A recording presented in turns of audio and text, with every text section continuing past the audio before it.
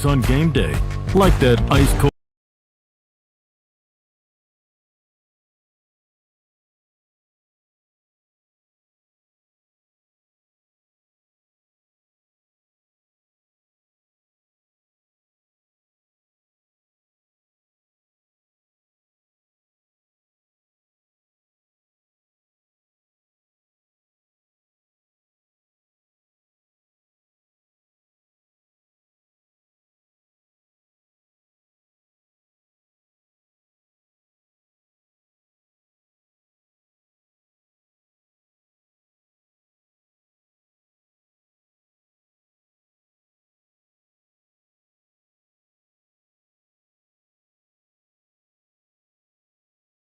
Soft drink of Marquette University. Game day deserves Pepsi. And by Wintrust, Wisconsin's bank, the official bank of Marquette.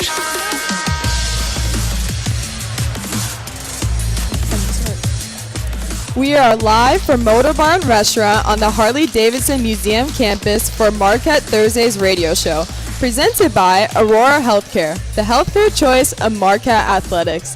Thank you all for joining us. I'm loving this big crowd here. How are you doing tonight, Coach?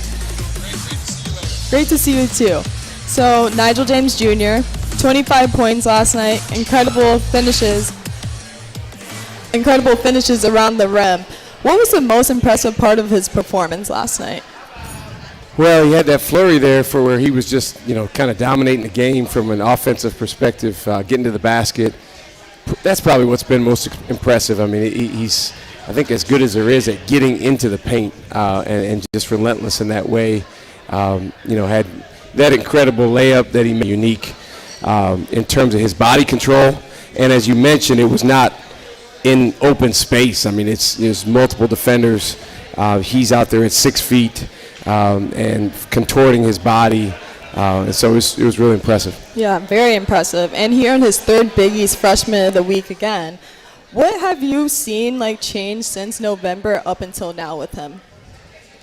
A lot of things. I mean, confidence, clarity of mind. I think he's found even a stronger voice than he had at that point. His understanding of the game is very advanced compared to where it was, coming in, not having any college experience. Now he's played 27 games, and, he's done a really good job learning what works, what doesn't work, how to adjust, how to read defenses. But as I said last night in the press conference, what's most exciting, Layla, is there's so much more room for growth for him, and it's exciting what he's going to be able to come and be able to become, and what our team is going to be able to become, with him helping drive it. I know. I'm excited for him as well. And Royce Parham, even though he was in foul trouble last night, he still managed to get 13 points. What does that say about his maturity? Well, I told Royce after the game, he got 10 field goal attempts, and I think, as you know, we've been emphasizing, hey, let's see if we can get you to 15 plus. And I said, man, that was hard to do, obviously, for you because you were kind of coming in and out of the game with foul trouble. It's pretty cool that he's gotten to this point on our team where he's that important that, we got to really, really manage and try to keep him out of those situations of foul trouble. The way the game is officiating, as a player, you really have to pay close attention because sometimes there'll be stretches where they don't call much of anything, and then there are other times where it'll be, a lot more, specific where they're making more calls. He had a couple quick ones there in a row in the second half, and it was tough. The guy gets 3 fouls with 18 minutes left.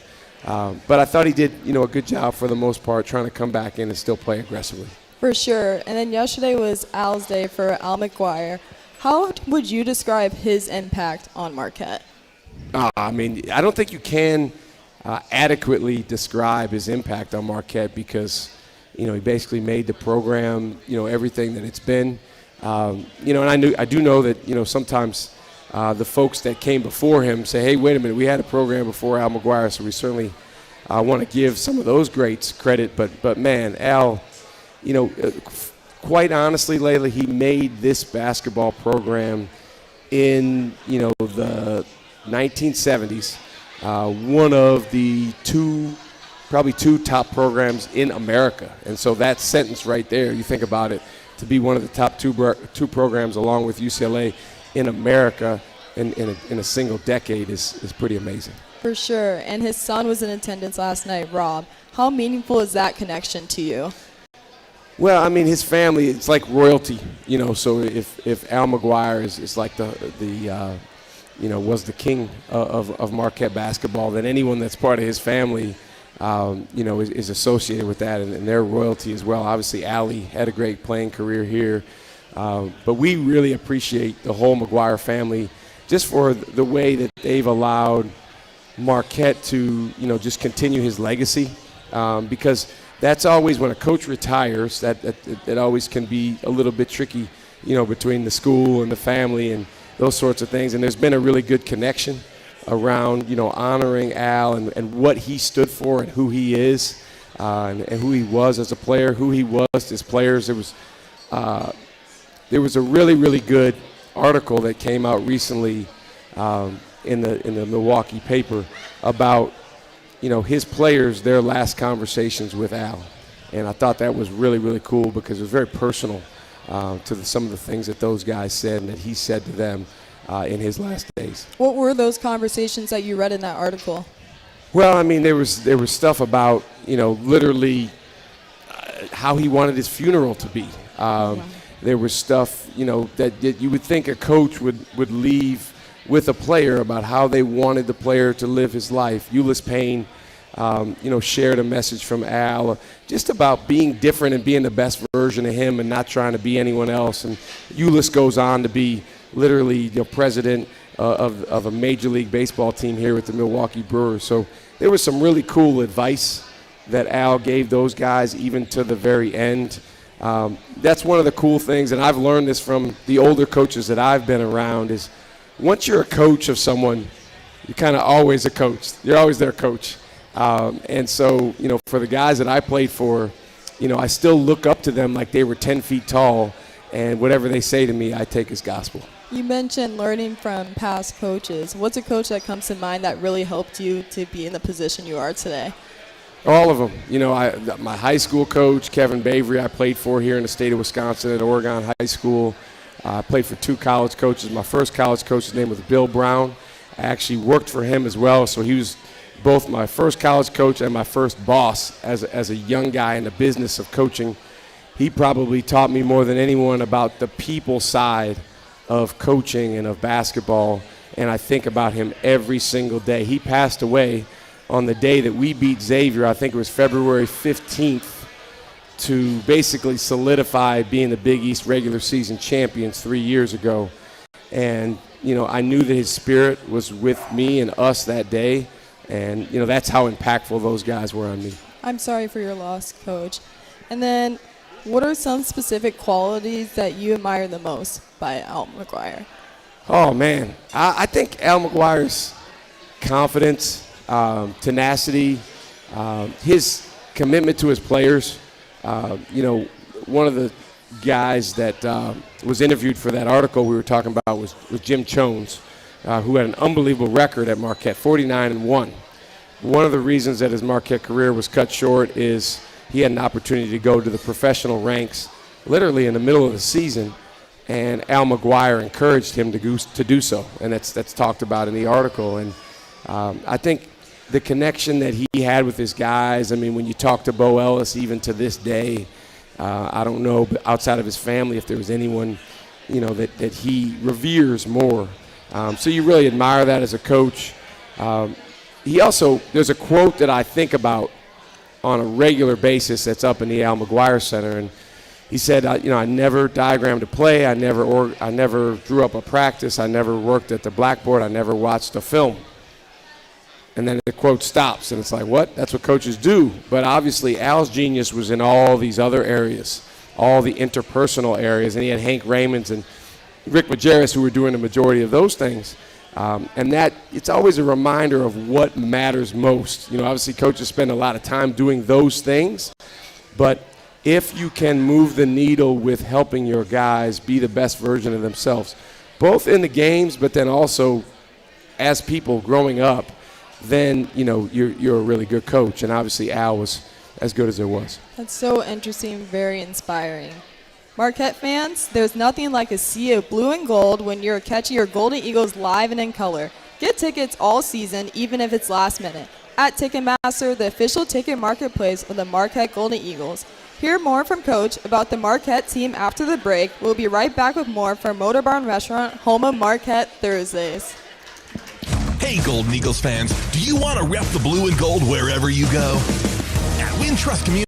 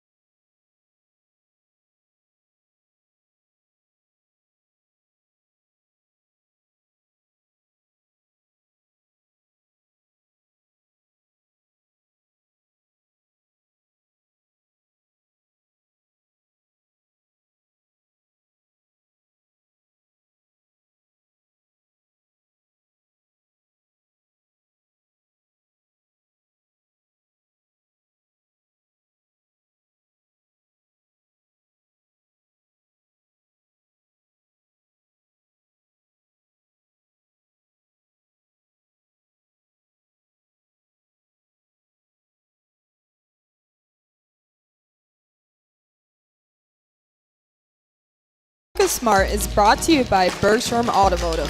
Bergstrom Automotive, driving Wisconsin forward and proud to stand with Marquette basketball. So, Coach, I heard David Joplin was back visiting this week, and he was out practicing with the guys and was even at the game last night.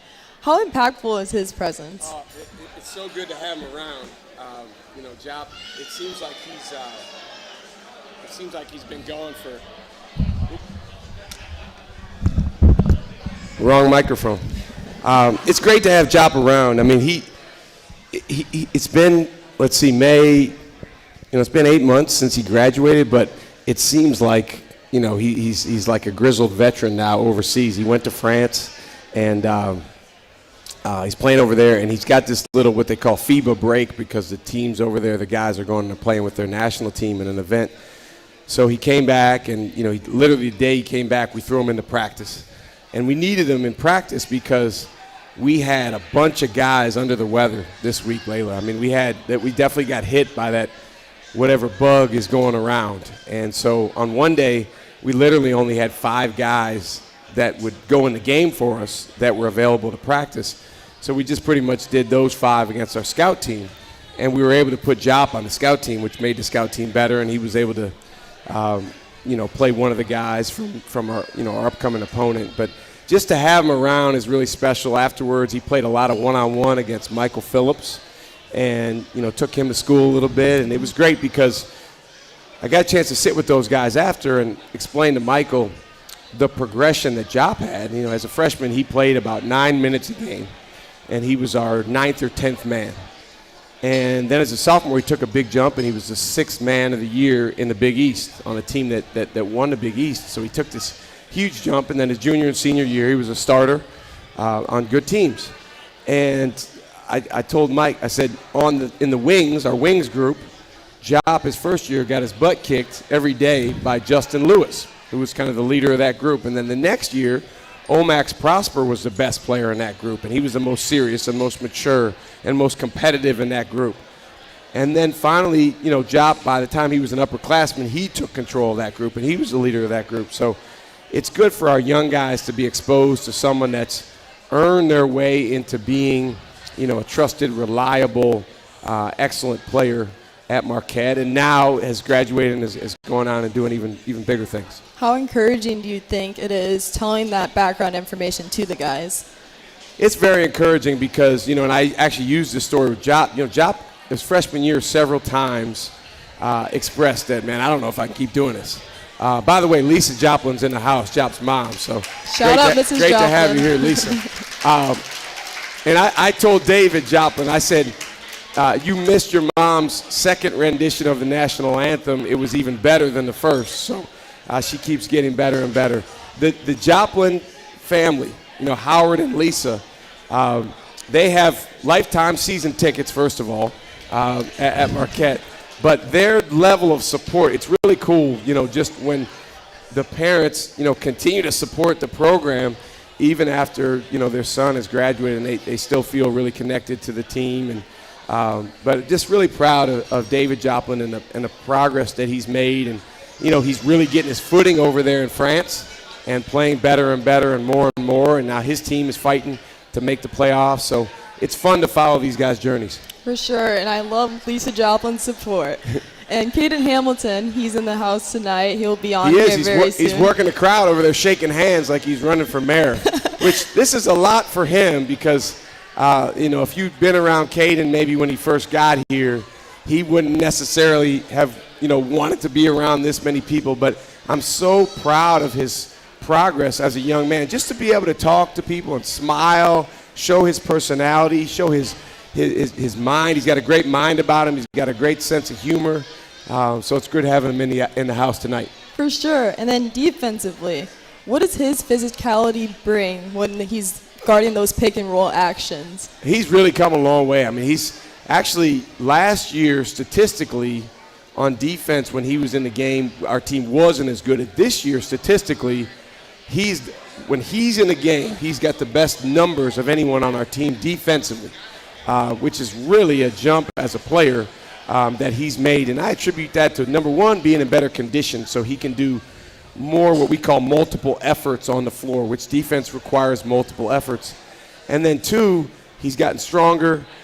He can stand up to pretty much anyone in the league physically.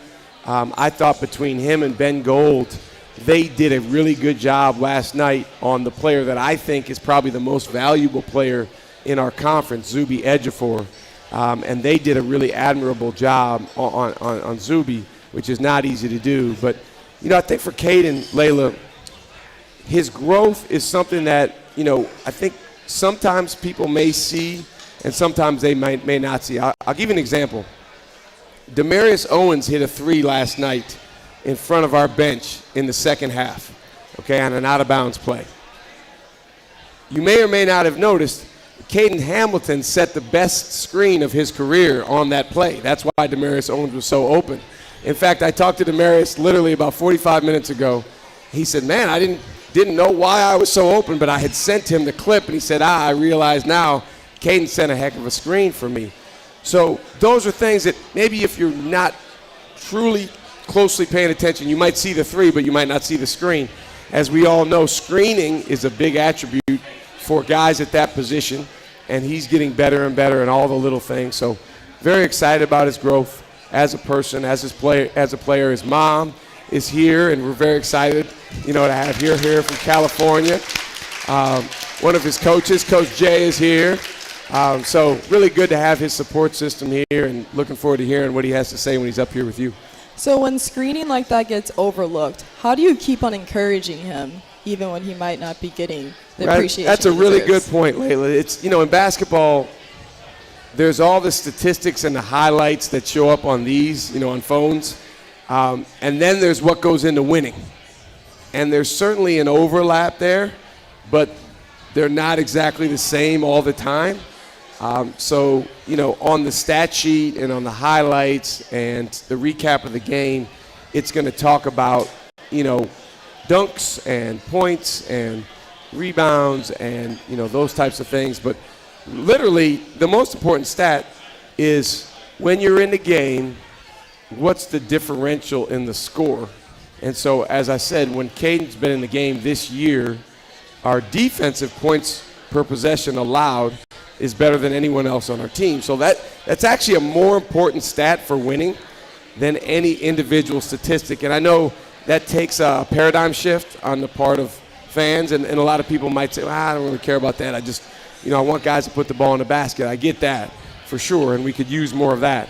But we certainly, we want to make sure that we point out for these guys what goes into winning. I mentioned Ben. I'll say it again.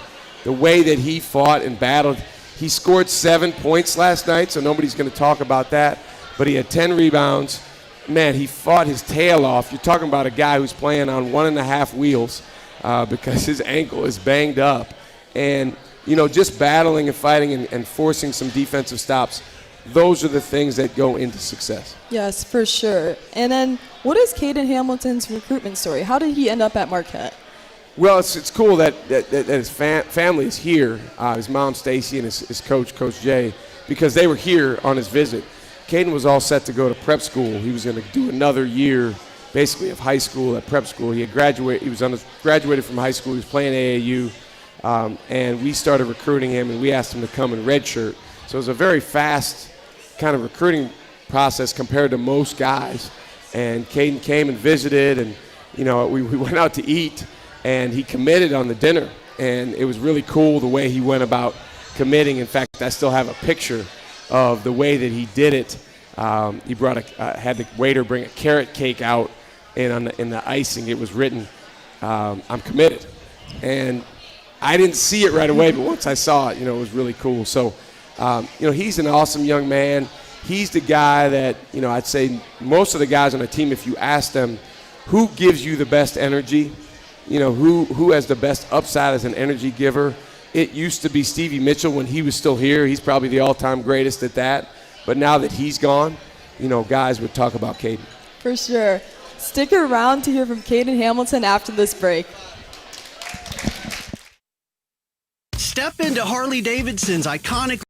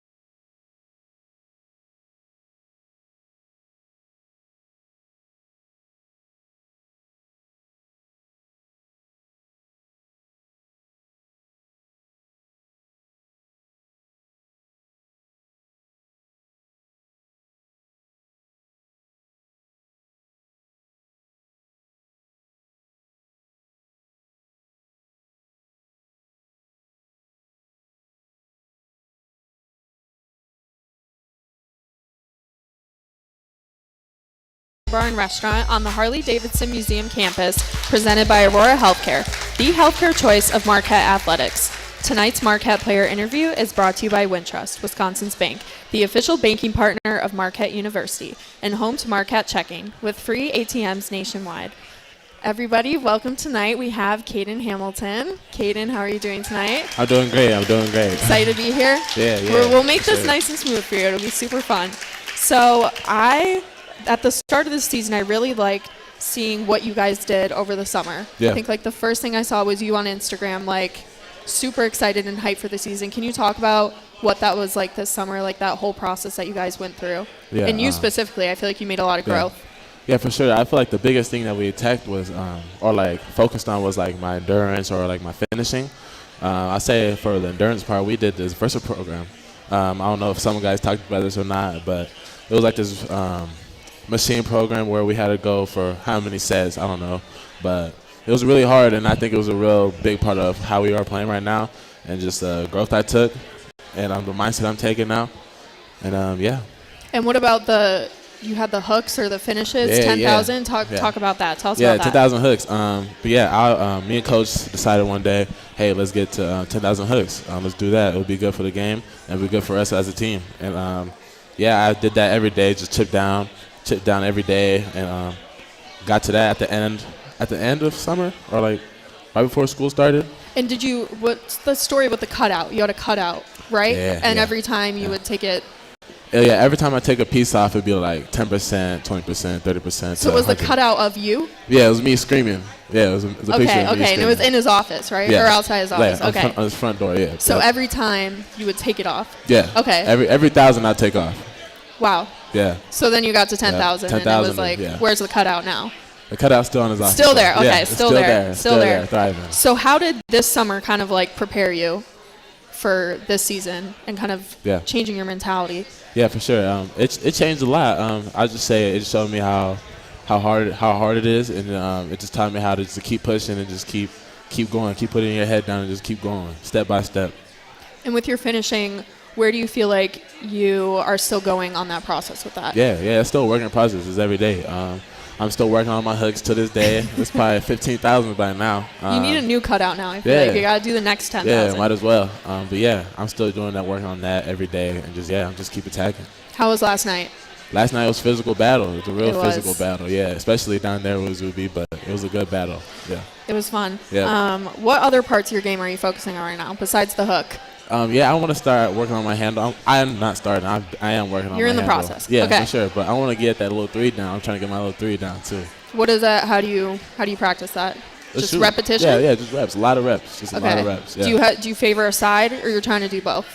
From anywhere? I kind of like the left wing. Okay. Yeah. So you're working on that. Yep. Okay.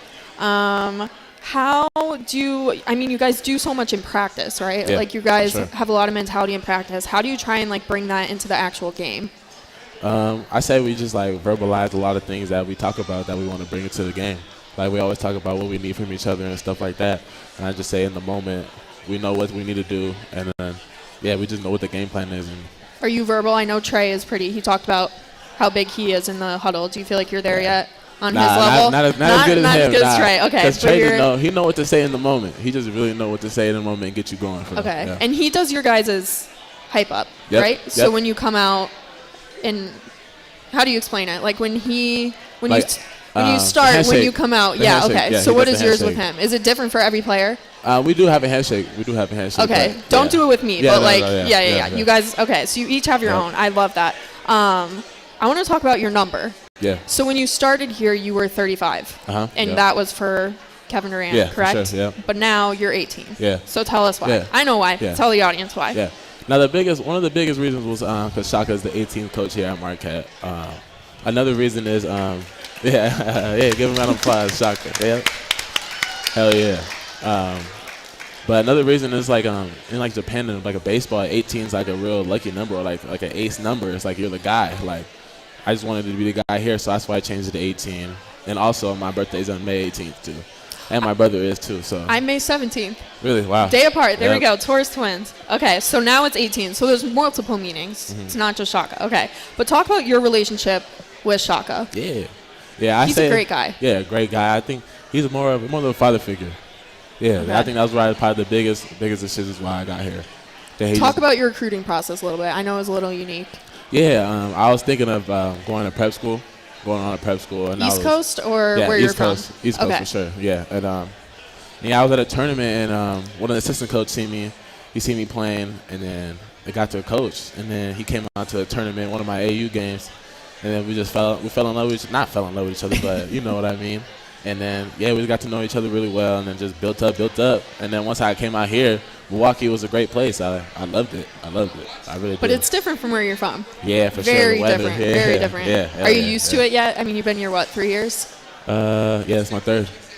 You used to it yet or no? No. Not at all. No, Okay, no. that's okay. I mean, it's very different. What do you miss the most about home?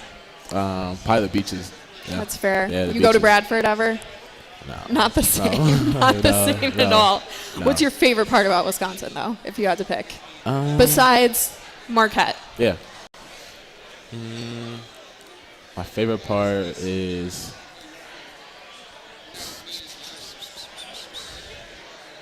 that's a great question. Favorite restaurant, favorite place to go? My favorite restaurant is probably like Carnivore or like Moe's.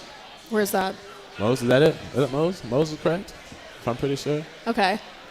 Yeah. What about favorite activity to do? I know you guys do a lot in the summer, right? As a team. You do a lot of team bonding. Yeah, we did kayaking for the first. That was my first time kayaking. I loved that. How I really was that? enjoyed it. It was good. Were you by yourself in the kayak, or were you with? Who were I you was with the assistant coach. I was with one of the assistant coaches. You're tall though. I Yeah. feel like. Exactly. Were you feeling a little unstable? No, yeah, for sure. I thought I was gonna tip, but Was it fun though? yeah. And what else? Did you guys do axe throwing? No. You we did something else. Yeah, we did. We did do axe throwing Okay. one time. Yeah, that was fun. Yeah. What do those, when you bring in the new guys with that? Yeah. Is it just a fun team bonding experience? Yeah, it really is. Yeah. Outside We're of all the trying court, to figure it out. Yeah. Yeah. Do you live with anybody on the team, or did you ever? I live with Ben right now. Just the two of you. Yeah, just us two. And then Yep. what about your other years? My other years? It was Jonah. Okay. Yep, Jonah. And then when you redshirted, also Jonah? No, Jonah I redshirted and Zayd my second year. Okay. Yep. So talk about your redshirting process. You have 2 redshirts right now, or 4? Yeah. 3. 3. 3. 3. Yeah. Okay. So what was that process like for you? And do you kind of help them out a little bit with your experience? No, I just kind of told them what it was. It was like, it's not going to be sweet. The workouts is not going to be sweet. It's just going to be like what the game's going to feel like. And I just told them, you just got to keep your head high and just can't think of it as a negative thing. You just got to keep it as I just got to keep growing. It's going to be better for me and the team. Do you think it benefited you when you did it? Yeah, for sure. It just kind of changed my mindset of what hard things were into more of just getting better, just more of it's positive. Yeah, just kind of changed it to a positive mindset. Do you see yourself in any of the current redshirt players? Yeah, I say a little bit of chic. He got a little, little spice to like a hothead to him. He got a little bark to him. Talk about your mom. I know she's a big person in your life. Is she here? Yeah, she's right there in the blue. Yep. Okay, talk about her. We love our moms here. Yeah. Was she here for Mom's Day? Yeah, she was. Okay, Yep. great. That was a great day. But no, my mom is a huge deal of why I'm here, and the guy right next to her. Yeah, dude, them two is a big part of why I keep going. She's been supporting me, been driving me through California to other states, just trying to play me to play basketball, and I really love her. And what is something that people should know about you that they don't think that they do? I know that's a philosophical question, but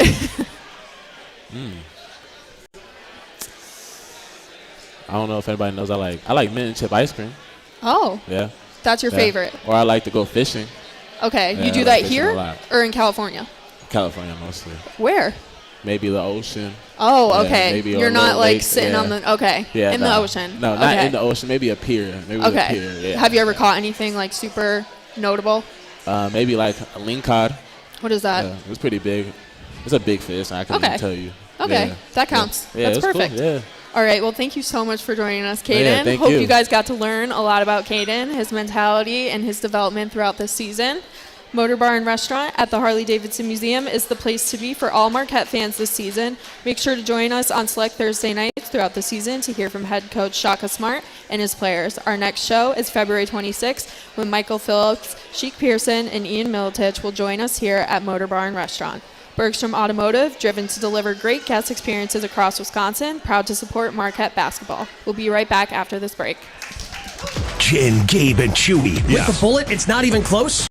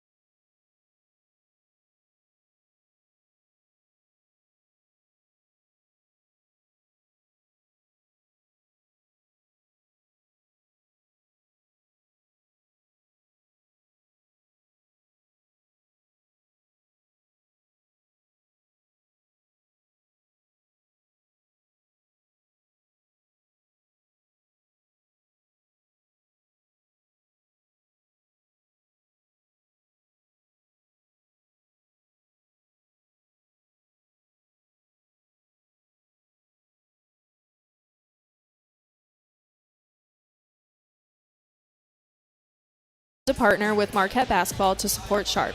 For every assist made, CareSource contributes $10 to the Reading with the Golden Eagle program. As of today, Marquette has 420 assists on the season. Welcome back, Shaka, to the broadcast. So you guys played last night, and you don't play again until Tuesday. What does that stretch look like for you guys? Well, it's kind of a tale of, it's two sides of the coin. On one hand, we do have some guys that recovering from illness. A couple of guys that are banged up. Demarius got hit in the nose, yesterday, pretty bad. So he's dealing with that today. So on one hand, it's nice for the guys to get some physical recovery with no game over the weekend. On the other hand, if you're a player or a coach, you want to play. You want to have games. You want to have another opportunity. And we got to wait all the way until Tuesday of next week to do that. But we'll obviously have some great opportunity to practice, to work on specific individual, skill parts of the game, parts of defense, parts of offense, watch a lot of film, and then just spending time together. Today was really good in the office for me because I was able to spend a lot of time one-on-one with a variety of guys, just talking. And at one point, I was in the office with Trey Norman and Michael Phillips, and somehow we got into talking about when my wife Maya and I got engaged, and I told them the story. And so sometimes, I know obviously the focus is basketball, and that's what, we all came here to do. But, as human beings, it's also good just to be able to connect and have a conversation about what the guys are going through off the court, where they are in their evolution. Not saying any of them are on the cusp of getting engaged, but, these guys are young men growing into, eventually grown-ups, and they're all at different stages. So it's great to be able to have, conversations about how they're doing. And I'm sure they get to focus more on school then with this break? Yeah, they do. But they're pretty focused on the basketball too. So, the school focus, knock on wood, our guys do a great job of that, all semester long, whether we've got a game coming up in the next couple of days or not. And, our academic support group upstairs, Adrian, Merrill, and Katie, are the true all-stars, of our program.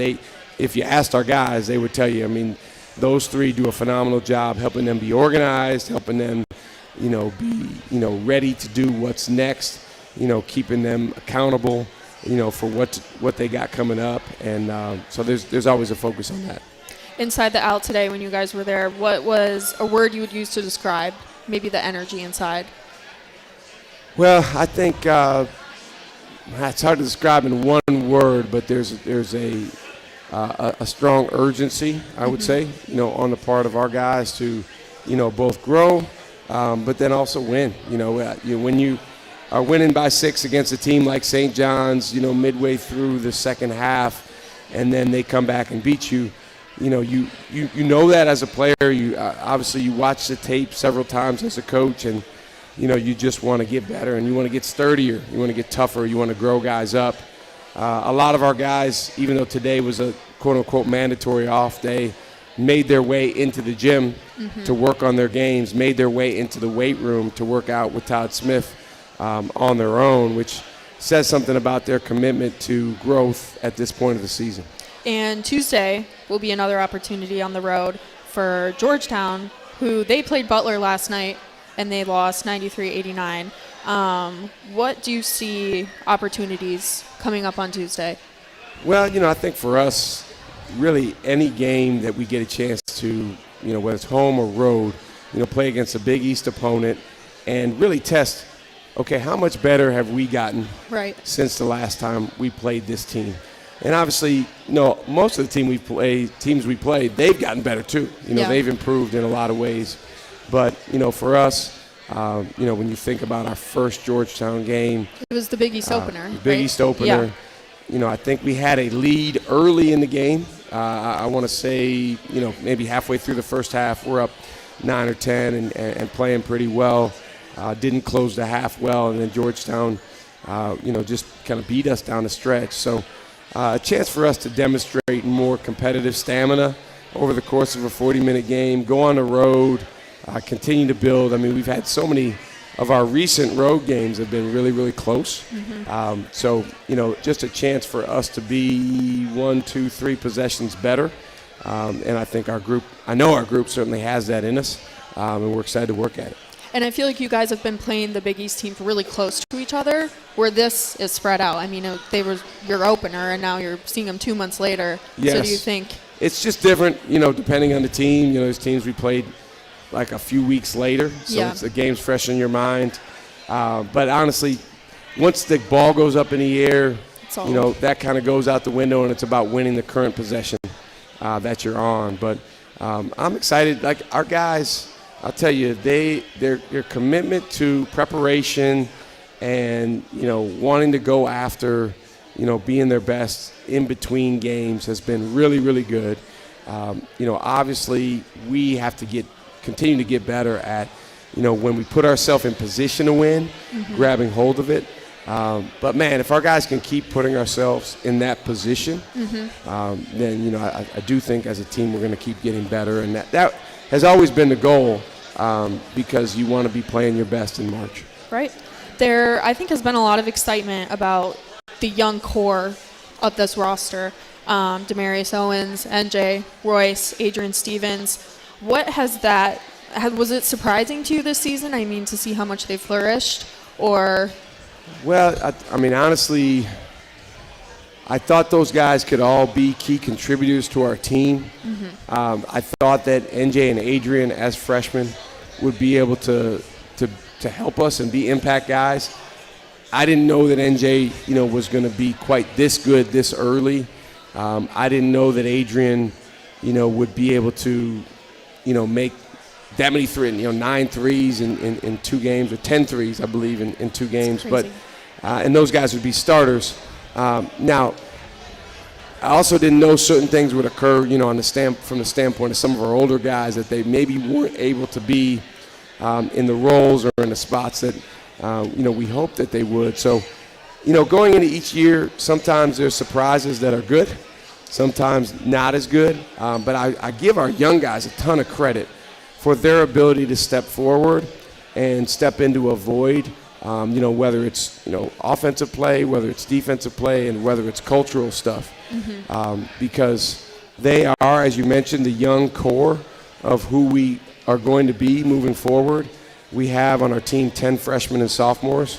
Kaden's a redshirt sophomore, so he's, I guess you'd say, the elder statesman of those guys. But those guys, even the guys that have not played the redshirts, they got a bright future. And the guys that have played, Michael Phillips is someone that maybe people don't talk about as much because he hasn't got as many minutes as some of those other guys you mentioned. But man, his future's bright. So one of the things that I get most excited about when I wake up in the morning is just thinking about, how to help them take another step forward that next day. And they're really doing their part with that, so our future is bright. Who do you think out of all of them maybe culturally would take on a bigger leadership role, maybe as they get older, not right now, but?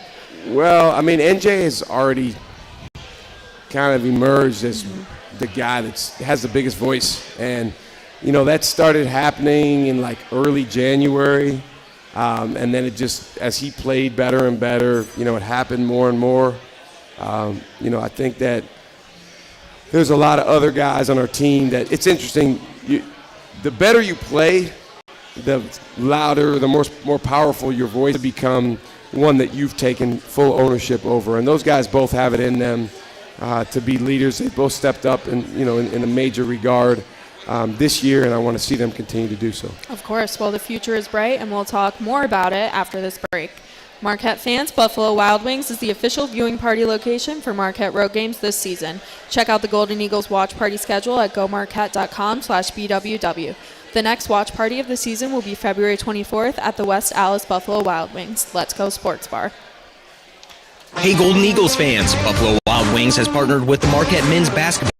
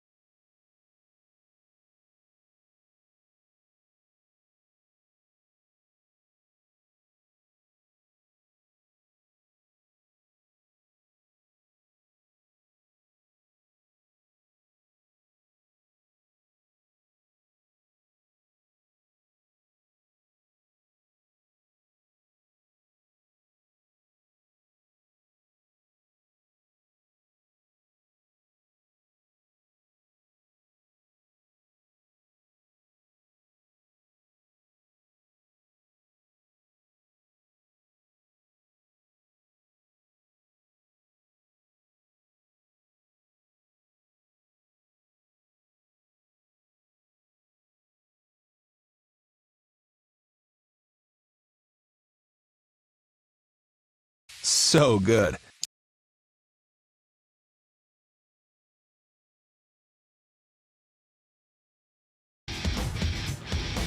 This has been Marquette Thursdays from Motor Bar and Restaurant on the Harley Davidson Museum campus, presented by Aurora Healthcare, the healthcare choice of Marquette athletics.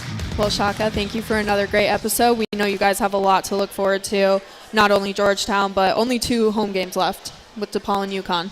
Yeah, I mean, it's always crazy how fast the season goes, particularly once you get into February. For us, 4 regular season games left, then going to the Big East tournament. And it's just a really, really important time for us to just continue to come together, because I think there's some real opportunities for teams at this time of year when, there tends to be maybe a fatigue that sets in, or, they call it the dog days. But with the flip side of that is there's a real opportunity to grow, improve, come together, put your best foot forward in your very next game. And, man, there's just so much that we can build on, that our guys are doing well. Do that a little bit more consistently, which will put us in a position we want to be at the end of the game. Of course. Well, thank you again for coming on tonight. And Absolutely. Thank you to all of you for being here. Thank you, Kaden. You were amazing. And good luck at Georgetown. Thank you. Make sure to join us on select Thursday nights throughout the season to hear from head coach Shaka Smart and his players. Our next show is February 26th, when Michael Phillips, Sheik Pearson, and Ian Militich will join us here at Motor Bar and Restaurant on the Harley Davidson Museum campus. Thank you all again, and have a good night. Go Marquette.